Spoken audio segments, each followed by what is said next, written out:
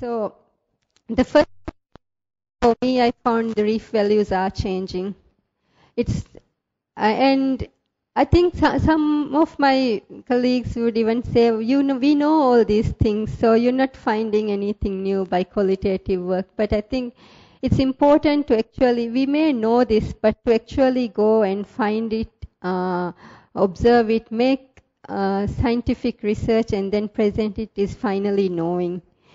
So if for the sand and coral, there were three main values which were changing. First, the used sand and coral mainly for rituals and for communal things. Maybe coral for building a communal structure like a temple where people go for worshipping, and later mosques. But and even similarly, sand was say for Ramadan, when people, all the islands, they used to decorate the courtyards and the house with white sand.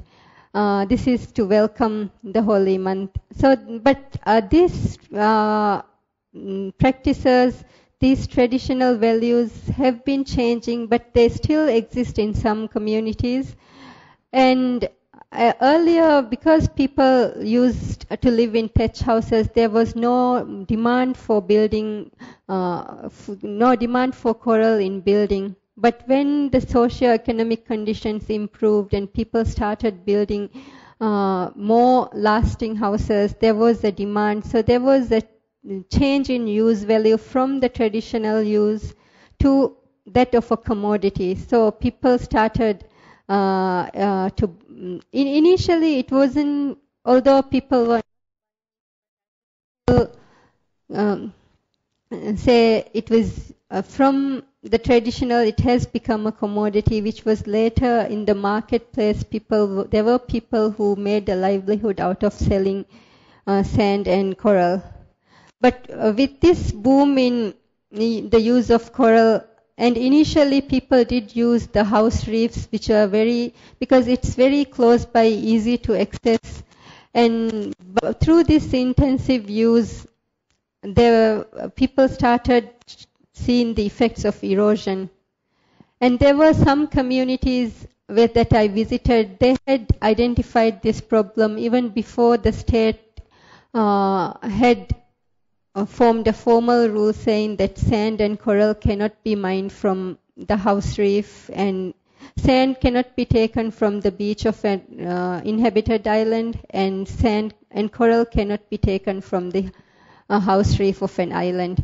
So even before the state rules came into place, there were some communities who had actually identified this issue. One island had totally banned taking coral from the house reef, and there were records of coral mining indicate that this was stopped even before the formal rules came into place. Another community, they identified the issue of taking sand from the beach, and the island development committee, what they decided was they decided to change the area where they take sand from. So this was a management intervention that they put in.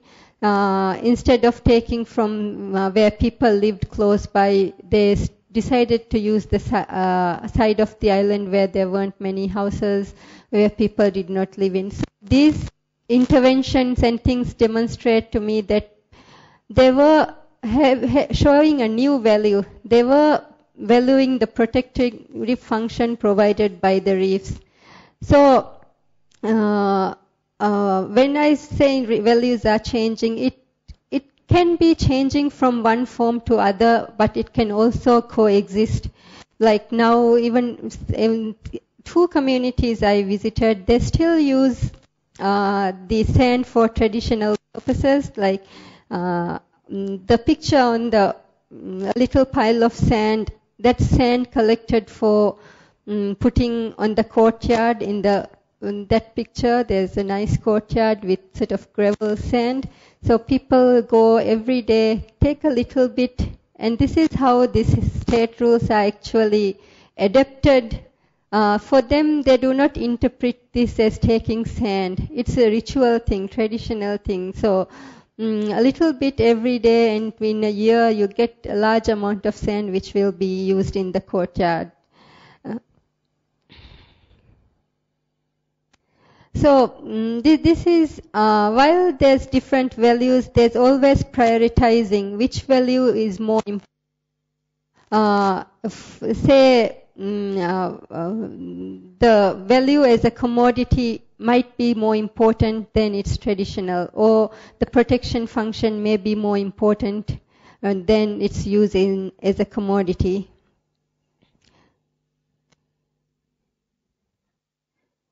So in this case, for the sand, while the use as a commodity is still important, for example, the buildings, in our buildings, we still use sand. So it is still important commodity. So in the islands, while the protection function, that value is, there's more value given to the protection function. The commodity value had actually got transferred to another location. Now the communities do still take sand, but it's not from the house, the beach. It's taken from designated sites. In each atoll has a site where people can actually go and take sand. So while there's the added cost of transport to get the sand, the labor, it's still the protection function is more valued, and from my observations where communities had known this and actually implemented these measures, it cannot be just because there is a state law. I feel it's because people do value the protection function. And similarly for lagoon fish, initially it was more used for subsistence as a food, but this again changed depending because say the scads, the picture here shows the scads, which is a large amount of fish which is staying in the lagoon, and these are just very small ones. This is in one of the islands I took this picture, but they've just come in and they're very small, and over months they would grow to a larger size. But because many islands report that these do not come in so frequently, their dependence as a food has moved more to a recreational, and there's other aspects where the community, a large part of the community has actually migrated to the capital. So there's not many people living there, and these are a lot of different factors which contribute to the change. So recreational and the market value, in some communities, the elders, the people who are retired, they are actually catching fish from the lagoon, reef fish, and selling it in the island. So this is the current practice. So this is a new market, and this is not a big market, but just for their own livelihood. So it's a bit of recreation as well as market. So there's two values coexisting. So that's about the resources specifically, but in general, there's the bigger picture. The change is from direct to indirect, where before everyone on the island went fishing. This is something, if you ask anyone what people did for livelihood, we all went fishing. The men went fishing, the women took part in curing the fish, cooking and preserving it, making it ready for the market. So that's very direct involvement, but now not so direct. And again, from livelihood, the change to more recreational. While before they were mostly fishermen, now desk jobs, and even a lot of migration to the Malay, and people who stay in Malay maybe go back for the holidays, and there's a bit of more for recreational enjoyment and the sense of community to individual. This is from the example of the stories that people were telling me, there was a lot of sense of community in the traditional use and hence the traditional values. For example, the skeds which come, there was a lot of local rules developed by the communities to ensure that these stayed there for some time. And the community, there were rules such as no, for the first 2 months nobody would go and catch the fish until the island chief actually go, have a look at the size of the fish and says now everyone can go and start. And there were times when they could actually go and fish. There were certain times when fishing was banned, mostly at low tides. And the reasoning the people gave was that they might attempt to catch fish, but it's much harder at low tide, and you end up with the damaged fish which goes. So for these different reasons, there were a lot of rules, and the whole community obeyed by these rules, and they worked to ensure that these rules were these were not written down rules, but everyone had a sense of responsibility in implementing these rules. For example, if maybe some children actually go and they were using nets, which as a this was the use of nets, I found some people in the islands would say this is a state rule. Others would say no, this is a local rule. So I actually did some digging and to find out which was which, and by talking to some legal people, people who knew, especially earlier, people who were earlier in the profession, they says this rule actually came from the people. The local people developed this rule so that all the fish cannot be taken at the same time. And then there was a request by local people to give more formality to this rule, and then it was adopted as a state rule. So this is a rule which came from the communities. So back to the use of nets. Say if they see a young child doing this, or even throwing rocks at the fish, there would be some elder who would say you shouldn't do this, or in the worst case I'll take you to the office. Now this was a term which scared the little children a lot. I remember even when I first visited with my son to his dad's island, and he was really scared if I said the island chief is going to come and take you to the office. If he was misbehaving, his grandma would say this. So this is something that really scared the children. So even in these kind of sanctions and informal ways, there was a community looking after the resources. And even the community fishing, which I described a bit more earlier, there was a lot of involvement by the community. But now, even when there isn't many people who are coming to even do this work, even the fish they catch, they would process and sell it at the market, and then the profits will be shared by those who went to do the work. So these are some of the changes in more individualistic way. And these changes, two main things I noticed contributed to these changes. Changes within the communities, how the community itself has changed, and how the communities use the resources has changed. So this diagram shows, now these are mostly based on my observations, my talks with people, and so these are my findings and how I had interpreted what people have told me. From the traditional community to the present community is not the same, whereas traditionally a more homogeneous user group was there.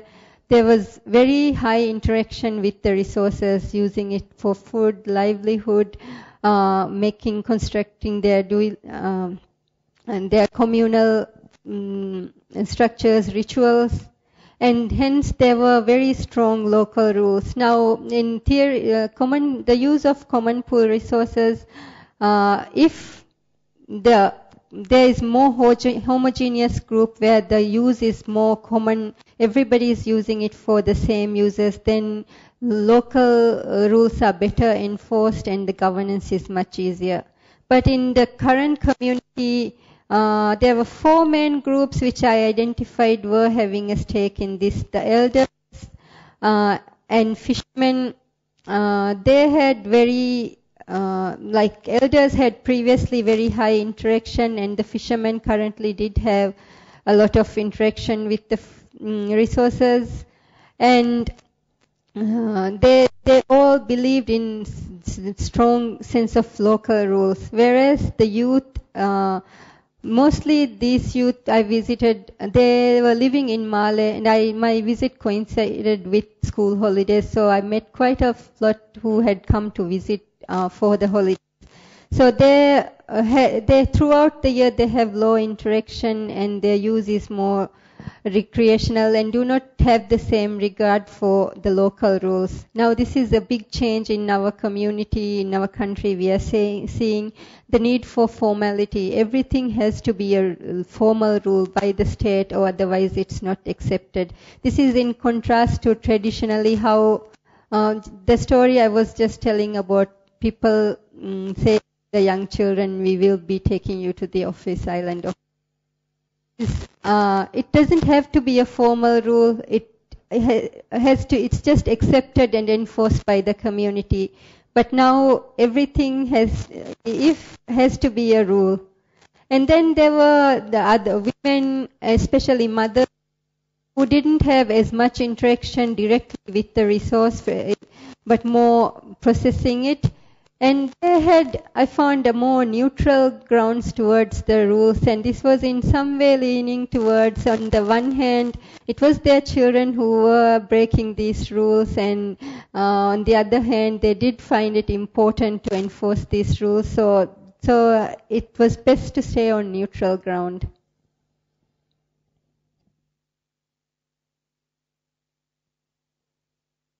And some of the main important changes underneath this is the markets and money, the change from where traditionally in our communities, like many traditional communities, did not use money, but things were exchanged one for the other, barter system, and there was many exchanges which were just in the realms of gifts. You gift it to another without expecting it anything in return. And then there was the reciprocity, where you would do one favor and in another time which was not bounded by any specific time, your neighbor would return that favor someday, and it's not imposed or obliged. But these things had been changing once with the introduction of money, and people were able to buy things. So they were one of the reasons, and another reason was this is the main one, the migration, which I would be talking about more directly, but I wouldn't be talking so much about markets and money, but there's quite a lot written on that as well. So migration by the communities to the capital, and in a sense it's also to do with the migration is to do with the other reason I found, which is a globalized education which we are learning today. So the education is the reason the communities actually mainly migrate to Male. Education, better jobs and better health facilities. So all these have in ways added to these changes in reef value and the community as well.